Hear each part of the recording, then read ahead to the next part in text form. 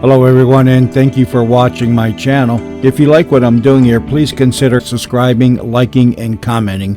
It would really help the channel out quite a bit. Thank you very much.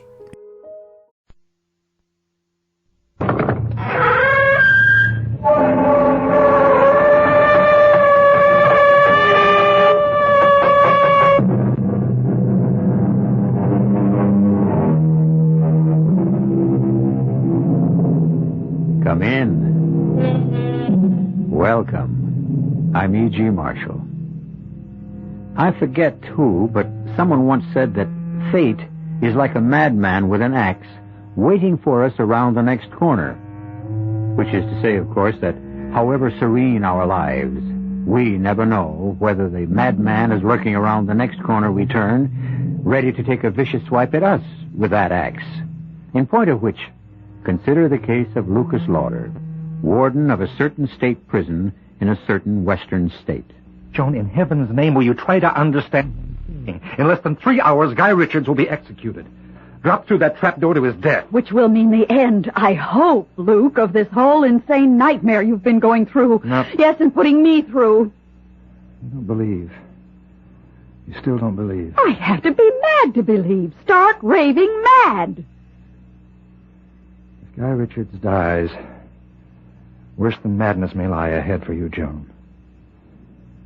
Much worse.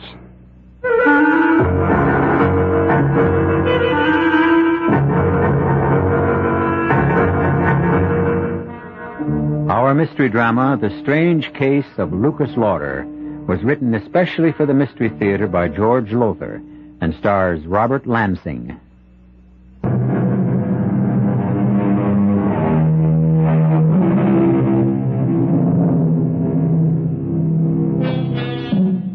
As we know, the death penalty is outlawed in many states, but in some it is still enforced. In such special cases as the murder of a policeman, death through kidnapping, and or particularly vicious crimes.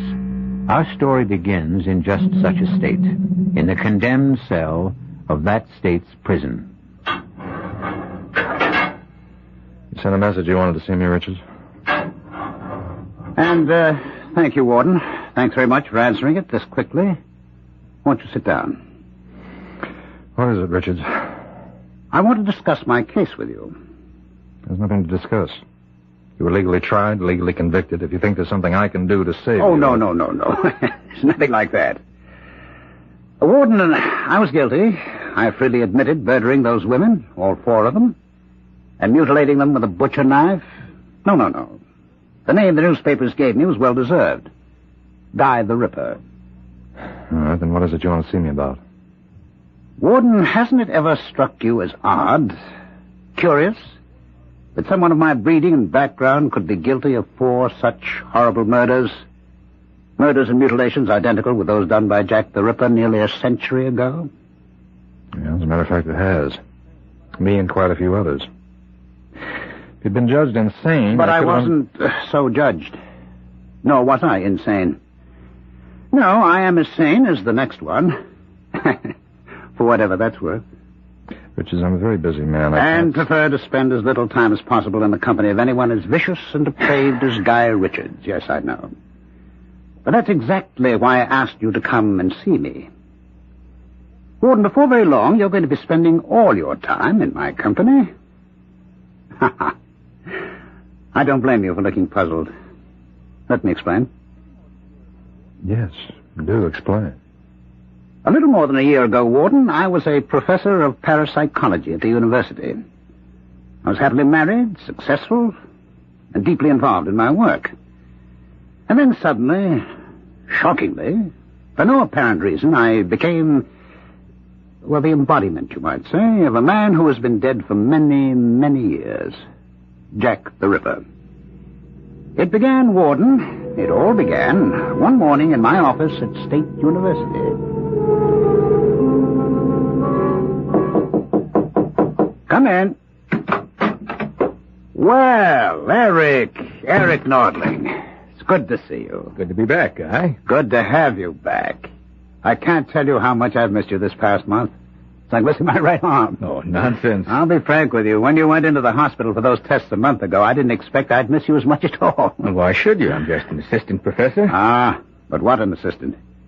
You remember when you left, you and the class were analyzing those strange, gruesome murders that had taken place? The 3 women? Remember? I remember. Well, I took over for you, and believe me, the class soon let me know that I just wasn't in it with you. They said no one, not even me, could touch you when it came to explaining the murderer's drives and motivations. In fact, they said you understood and explained them so well, they wouldn't be surprised if you were the murderer. Well, what is it, Eric? Eric? Guy, I am the murderer. Well, I can see you're not joking, Eric. I'm not. I also know that you haven't been well. In fact, I'm very sick. Guy, I'm dying. But none of that changes the simple truth that I murdered those women and mutilated them. Guy, I'm Jack the Ripper. No, I'm not crazy. As a professor of parapsychology, you do believe that people can be possessed by the spirits of the dead? I keep an open mind, or try to. Well, I can tell you that possession is a fact. For some time now, I have been possessed by the spirit of Jack the Ripper. Eric, if I didn't know you better, I'd say that you're really possessed of a dose of LSD. But since Guy, believe me. What I'm telling you is the truth. Believe me, because you're about to become Jack the Ripper. Eric, you're ill. I can tell from looking at you you're seriously I ill. am. I'm dying. I told you that. They've given me less than 2 months to live. Oh, Eric. It's terminal. In less than 2 months, I'll be dead. And the day I die, the instant I die, the Ripper's spirit will leave my body and enter yours. You don't believe me, do you? Of course not. Well, then I'll have to prove it. You've taken your penknife out of your pocket, and you're opening the blade. Well, yes, to clean out my pipe. What's so unusual about that? Does your pipe need cleaning? Well, no, but, You acted on impulse. Sudden, inexplicable desire. Desire to hold a knife in your hand. Oh, now, of all the senseless... It isn't senseless. And if you think so, try to put the knife back in your pocket. Well, go ahead. Close the blade. Put the knife back in your pocket.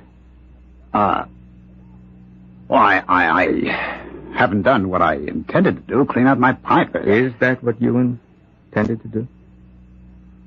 Oh, in heaven's name, Guy, be honest with yourself, is it? No. Now, what do you intend to do with that knife? What do you want to do with it? I want to kill with it. To strike and slash. What is this? What? It's Jack the Ripper. Using your body. You needed proof, and I just gave it to you. I took possession of you for a few moments. But when Eric Nordling dies, I'll become Guy Richards. Till he dies. And after that... Oh, no, it's madness. You deny you felt an overwhelming urge to strike and slash? No, but there's got to be some explanation. There is. You can pick up your knife and put it away. Or clean your pipe. If you really want to. Well, Warden, those were Eric Nordling's words. Almost his identical words. Just before he told me what I'm about to tell you. Mm-hmm. That I'm about to become Jack the Ripper. The day, the instant, I die. Yes. Is there anything further you want? Now, wait, don't go. Now, look, Richard, your time is short, and Yours is. And I want to do everything I can to make the next few days easy for you. But when it comes to listening to the kind of story you just told me, I haven't the time. You don't believe it either, huh? Even I didn't. With all my knowledge of the occult, the psychic, I couldn't bring myself to believe in anything so impossible. Seemingly impossible. Nutty is the word. You think I've gone a little, what do they call it here, stir-crazy? No, you haven't been in long enough for that. I'm not calling it anything. I'm not thinking anything.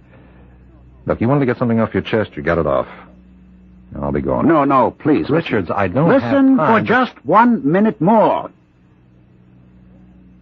At 6 a.m, 2 days from now, I'll be hanged for murders every bit as revolting as those of Jack the Ripper. Because I am Jack the Ripper. This body, you see, is the body of Guy Richards, once respected university professor. But the spirit that inhabits this body, well, I am, I assure you, Jack the Ripper. And let me assure you, as Eric Nordling assured Guy Richards, at the very instant the rope snaps my neck, on that instant, Warden, you will become Jack the Ripper. If there's anything further I can do. And I'll prove it to you as I made Nordling prove it to Richards. Now, before you go to bed tonight, you will feel that same strong, overpowering urge, need to strike and slash with a knife. Before you go to bed tonight.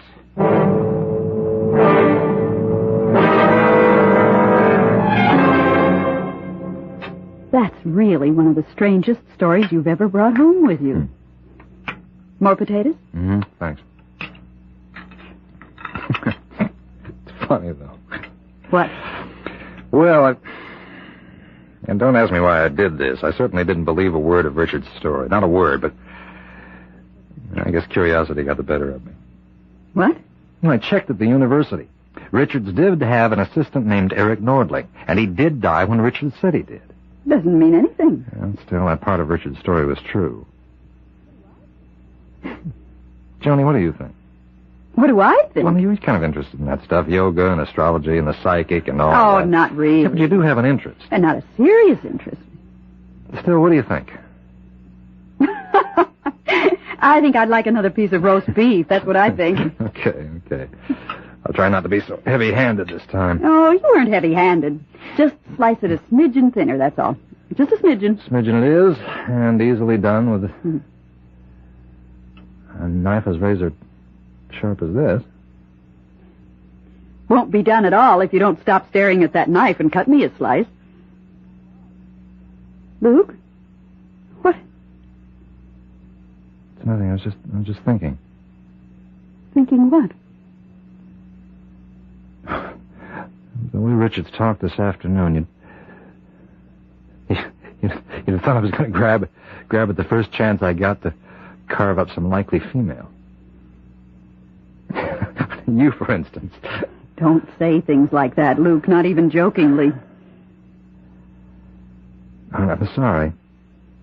But can you imagine anyone like me, for instance, starting to cut a slice of roast beef and then changing my mind and deciding to carve a few slices out of you? No, I can't, and I'd just as soon not. Up on the table like this, and holding the carving knife in my hand. It's razor-sharp carving knife. I'd come around the table toward you. Luke, please. And when I got to you, I'd stand over you. I'd look deep into your eyes, and then raise the knife high over my head and plunge it. Luke! Luke, what's come over you? If this is a joke, it isn't your kind of joke. It was a joke, wasn't it? Wasn't it? Sure. It was a joke. What else?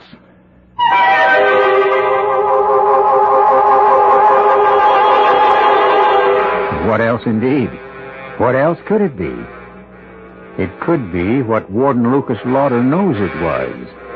No joke at all. That for a few moments in time, he was driven by an all but overwhelming urge to strike with that knife, slash with that knife, kill with that knife. I'll return in a moment for Act 2.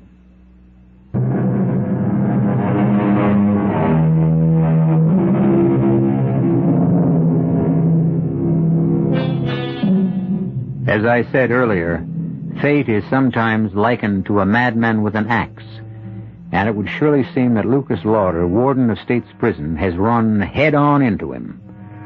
When Guy Richards told Lucas that he was really Jack the Ripper, that his body was possessed by the spirit of the Ripper, Lucas laughed. But his laugh turned to a worried frown when he came dangerously close to stabbing the wife he loves. Now in Lucas' office at State's Prison the following afternoon. No, Jerry. No, look, I don't mean to be harsh, but I think Maxwell's privileges should be taken away for a while. Yes, a week at least. All right, goodbye. Yes, Miss Conley? They brought Guy Richards over, Warden. All right, tell them to bring him in. Yes, sir. Bring him in. All right, boys, you wait outside. Sit down, Richards. Thank you. Richards, I want to talk to you about, well, among other things, I want to talk about your personal effects. Well, we've talked about that. I told you I don't give a damn what you do with them. Warden, you didn't have me brought here to talk about my property. You brought me here to talk about what happened to you last night. If you're going to start again on that nonsense about being Jack the Ripper... It isn't nonsense, and you know it. Now, you also know that when I go through the trap less than 48 hours from now, you'll become Jack the Ripper. You know it because I put you through a sort of trial run, you might say, last night. What did happen last night, Warden? I don't know what you're talking about. I'm talking about what your wife, Joan, thought was a sick joke, but was no joke at all. I'm talking about how you stood over her with a carving knife, the knife you'd been using for the roast beef. Right? Oh, look, you're not going to be sick, are you? How do you know that's what happened? I was there. How else? No. No, that's impossible. What you're saying is impossible. Incredible, yes, but not impossible. I explained to you yesterday, or tried to explain, that I took this body when Eric Nordling died, just as I occupied his body when... Oh, well, it doesn't matter who died before him or before him. All that matters to you, or should matter to you, is that you're next on that list to, shall we say, play host to Jack the Ripper. But why? Why? Yes. Look, you must have died... What am I saying? Jack the Ripper must have died many, many years ago. In 1907, to be exact. All right, then you've been dead. I mean, damn it, the Ripper has been dead nearly 70 years. But his spirit, my spirit, has lived on in others. All right, that's what I'm getting at. Why? Because I cannot rest. Why, because of the awful crimes you committed? No, not because of the crimes, but the reason behind them. The evil in me that drove me to what I did. The hate. No, I don't understand. There is nothing to understand. It's quite simple. A spirit, a soul, is given an earthly body and forced to suffer through what you call life. Forced to go through this agony again and again and again until it is cleansed completely of evil, of hate. The evil in me was so great it will take, well, only the Lord knows how many lifetimes to wipe it away. Unless it meets a love as pure as the hate is evil. A soul as tender as the hate is brutal. A spirit as compassionate as the hate is ruthless. And that will never be. Never? No such love exists. No such soul, no such spirit, Not on this earth, that's for sure. You really believe what you're saying, don't you? You really believe that you are actually Jack the Ripper? Oh, for and the that love of... I'm going to give you another taste of what it's going to be like to be Jack the Ripper. If you think for 1 minute that I don't care what you believe. Just do me a favor and send me back to my cell. Yes, Warden? Richards will go back to his cell now. Yes, sir. Richards is going back now. Remember what I said, Warden. I'm going to give you another taste. Soon. All right, let's go. Warden, Yes, Miss Comley. it's near time for me to go home, and the buses get awful crowded in weather like this, so I was wondering, could I leave now? Sure, yes, of course. Go ahead. Wait a minute. Yes, sir. I was about to leave myself. I'll drive you home. Oh, no, sir. I couldn't take you out of your way. No, it's not out of my way. But not much, anyhow. Well, if you're sure it's no trouble. It's no trouble at all. It'll be a pleasure.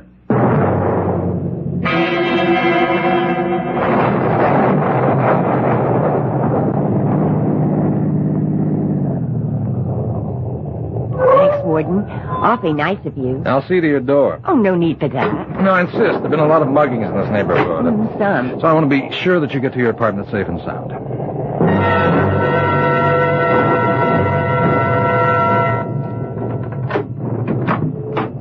Well, thanks again. You're awfully kind. That's not at all, Miss Comley. I wonder if I might use your phone. Oh, sure. Just call home, let my wife know I'll be a little late.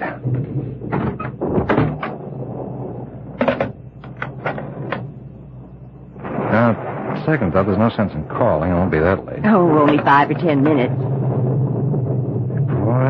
look at the rain and wind against the window. Chills me to the bone just looking at it. Why, I couldn't give you a drink, could I, sir? Oh, Miss Comley, I wasn't hinting, you know. Oh, I didn't think you were, but, well, if you would like a drink. Why not? I'd love one. I keep the liquor in the kitchen. It's scotch, isn't it? Just a short one. I won't be a minute. No, I'll come with you, if you don't mind. Oh, of course not. Never been in your apartment before. I'd like to see how my secretary lives. Oh, not very fancy, I'm afraid. It looks nice. It's comfortable. You live alone? Yes, I tried living with someone else, but it just didn't work out. Here you are. Yeah, thanks. That's good scotch. Glad you like it. Where'd you get those knives? Knives?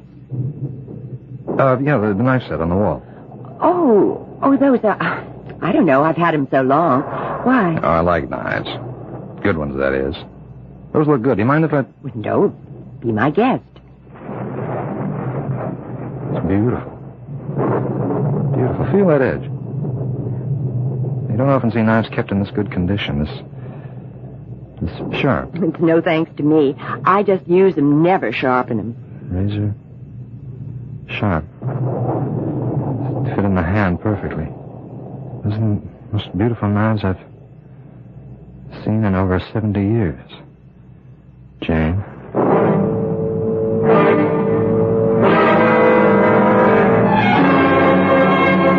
Get out of my cell, Warden. I don't have to put up with this. What are you doing to me? You answer me, Richards. What are you doing? I've told you. You've told me a lot of nonsense about you being Jack the Ripper and taking possession of me, my body, when you die. I don't buy that.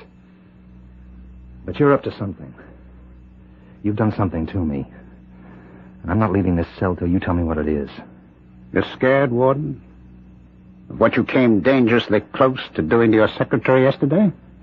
And will do not long after you hang me? The urge, the nearly overpowering urge, I stayed your head, not you, to plunge the knife into her, to slash... Stop it. See, Stop it! All right, now you listen to me. I'm no fool. Yesterday I nearly murdered that girl. And somehow you know all about it. But I stayed my hand, not you, because I'm not a killer. Then how do I know what went on in that kitchen? I don't know how you've devoted your life to parapsychology, and you know all there is to know about things like ESP, thought transference, hypnotism. That's it. Hypnotism, like Nordling. You're a hypnotist. Somehow or other, I don't know how, you managed to hypnotize me when I was talking to you. You put ideas in my head. Post-hypnotic suggestion, I think it's called. You cannot give a post-hypnotic command that's contrary to the subject's normal fiber. Warden, it would be impossible for me or anyone to command you to kill. It isn't in you to kill. But that will all change when I am in you, at approximately a second or two after 6 o'clock tomorrow morning. Oh, which reminds me, I have a gift for you. Here. A knife? A knife. Where did you get this? It was made for me in the prison machine shop from a soup ladle.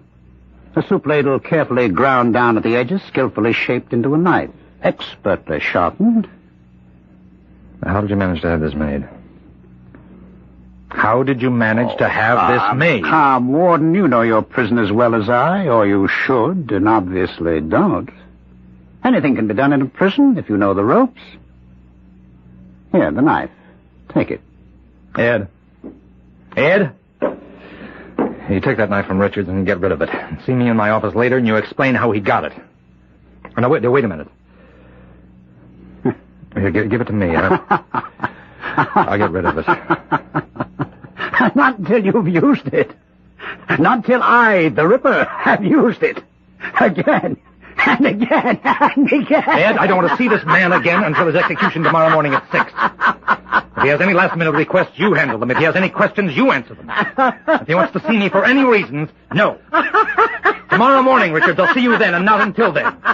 6 o'clock. On the scaffold, Richards.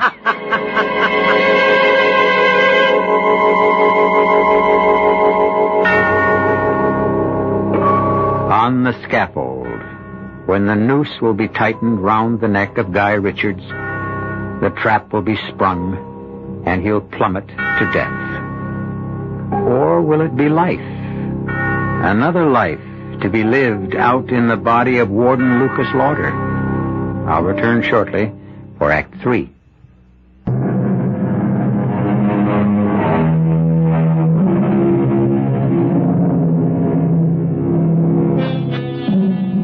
There's much talk these days about possession, the control of a human being by an evil spirit.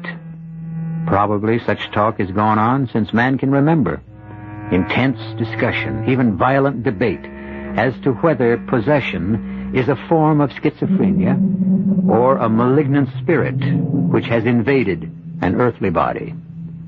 For Lucas Lauder, warden of State's Prison, it isn't a subject for idle debate, but a frightening reality. In the bedroom of his home, a short distance from the prison itself.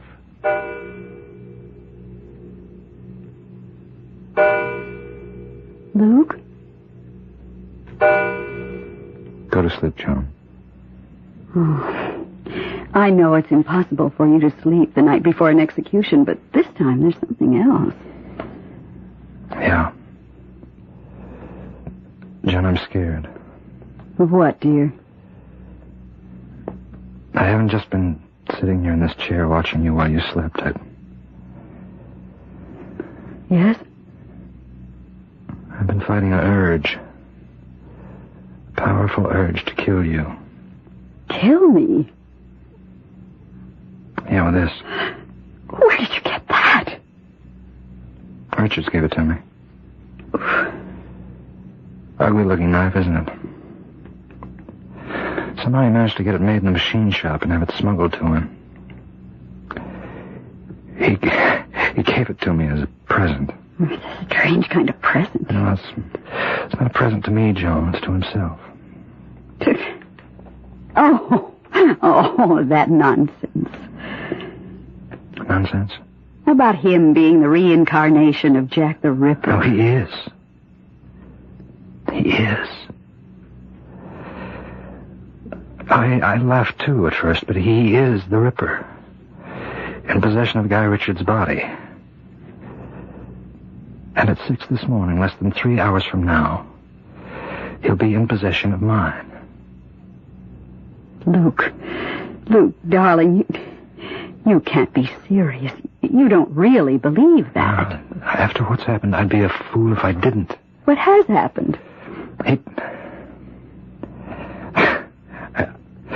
had to bring myself to talk about it. He told me he was going to take possession of me temporarily for a short time to prepare me for what's to come after he hangs. Well, you didn't take that seriously. No, not then, but within an hour, I nearly stabbed Miss Conley to death. Your secretary? I drove her home in that storm day before yesterday. I invited myself in. Pretended I wanted to use the phone to call you, but I had no intention of using that phone. I just wanted to get into her apartment to... To kill her? I didn't know it then. I didn't know why I tricked my way in, but... Well, then I sort of led her into offering me a drink, and I went with her into the kitchen where she keeps the liquor. While she was making the drink, I noticed a set of knives, kitchen knives, on the wall. I pretended to admire them, and I took one to examine it only. I wasn't examining it. I was thinking... Luke, my God. Now, don't touch me. Don't touch me. Don't even come near me. It's dangerous. Dangerous? Luke, what are you saying? I could do to you right now. What I came close to doing to her. The urge was powerful then, but it's even more powerful now. It's almost as if the closer I get to Richard's hanging, the more the urge grows inside me. Luke. I don't have any control. Joan, no control anymore.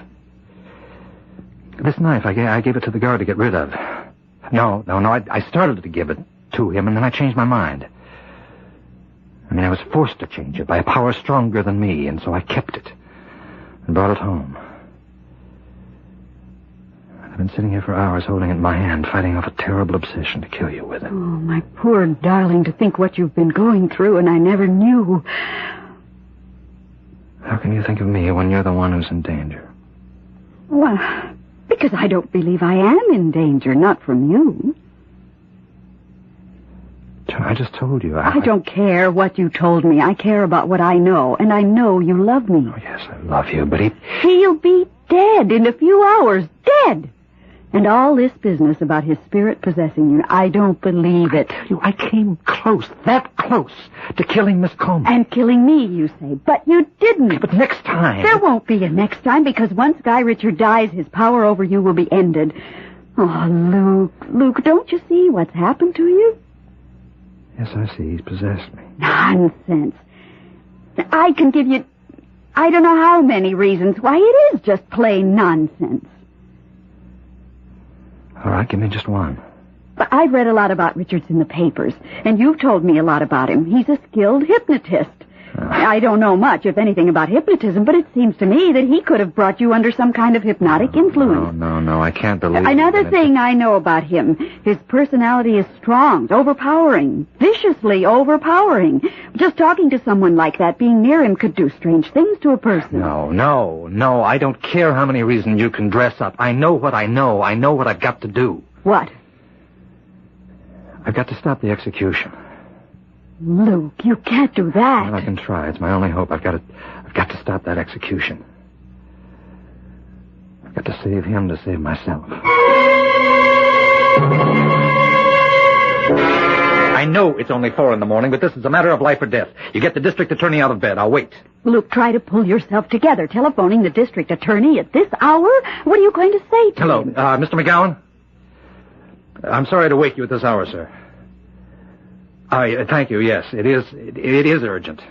I want to stop the execution of Guy Richards at 6 this morning. On what grounds? I have reason to think he's innocent. No, sir, there's no proof. No real proof, but... Look, McGowan, I want you to call the governor if necessary. McGowan, I beg you, right? Yes, I see. Well, in that case, I'll phone the governor myself. Luke, darling, you can't phone the governor. Operator, this is Warden Lucas Lauder of State's Prison. I want to put through a call, an urgent call to Governor Morris at the state capitol. And hurry, please hurry. Well? He refused. Well, you couldn't expect... No, I didn't. I hoped against hope. I'd better get ready. Richards has less than an hour to go. And so have I.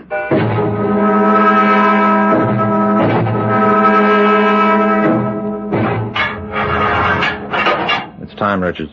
Huh. You're telling me. If you're ready. Question is, are you? Come on, let's go. You look tired, Warden. No sleep, eh? Well, don't worry about it. You'll sleep just fine tonight. The Ripper always sleeps well. Afterward. After what? Having killed. Well, I didn't know there'd be an audience to see the end of Guy Richards. The press. Straight ahead to the scaffold, Richards. You're sweating, Warden. Calm down. Make you feel any better, there's no pain to this. Over in an instant, you know. I've been through it once before. The man whose body I took before Eric Nortling's. Well, here we are. A moment in destiny. For us both. All right, Ed. Oh, do we really need the hood? Well, yes, I guess we do. Spare the feelings of our audience. Go ahead. Just, one thing to say, Warden, before you pull the trap. Yes? This isn't goodbye. I'll be with you again. Soon.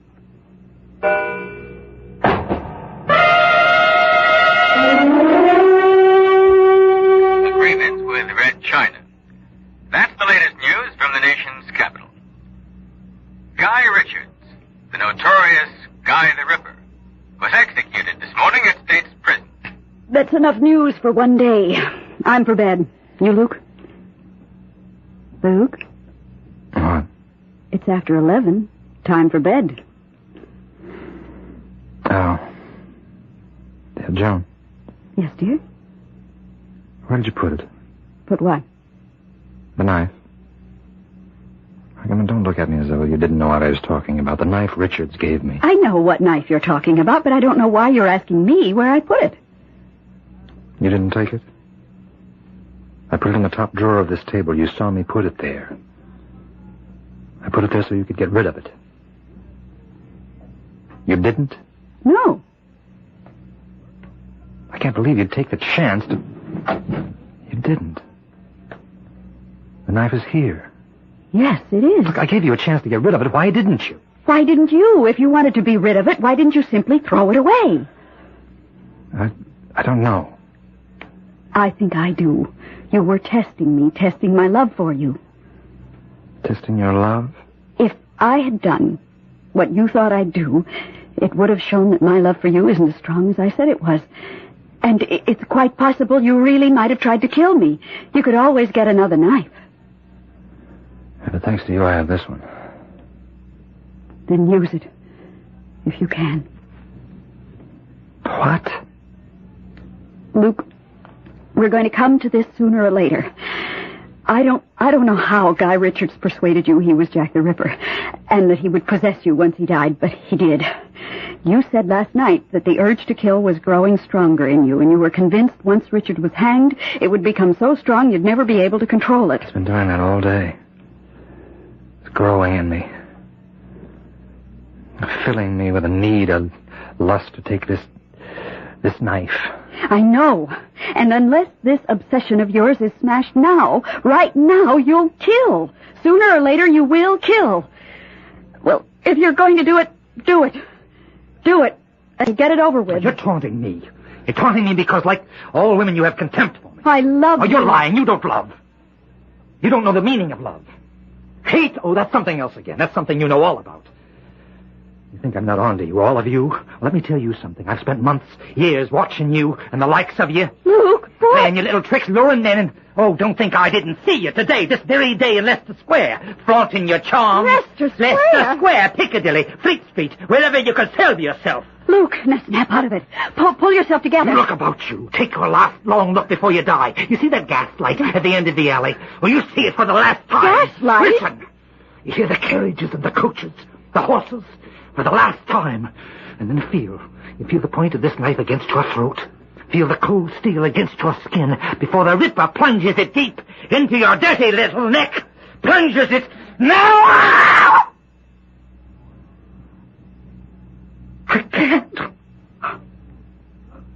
I want to. I can't. Why? Why can't I? Because you're not Jack the Ripper. You're Lucas Lauder, my husband. The Ripper hated. You love me every bit as much as I love you. I do. Dearest. He said, Richard said, the spirit of the Ripper would never be free, never find rest until it met a love as strong as his hate. Heaven knows, Joan, there can't be, there never has been a love as strong as yours. Maybe it's crazy, but I feel he has found that rest at last. Thanks to you.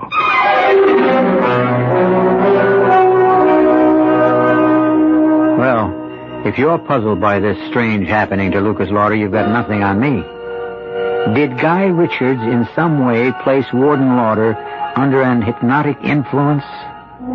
Did Richards believe he was truly Jack the Ripper? Was he?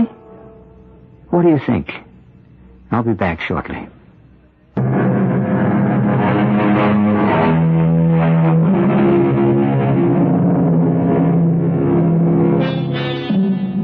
When I told this story to a friend of mine who's a psychic, a sensitive, she said that of course Guy Richards was the reincarnate Jack the Ripper. Another friend, a psychiatrist, said, nonsense, a clear case of a split personality. Which is right, I don't know. Maybe the truth lies somewhere in between. Wherever it lies, it makes a good story. I hope you enjoyed it. Our cast included Robert Lansing, Linka Peterson, Ralph Bell, Ira Lewis, and Patricia Pearden. The entire production was under the direction of Hyman Brown. This is E.G. Marshall inviting you to return to our Mystery Theater for another adventure in the macabre. Until next time, pleasant dreams.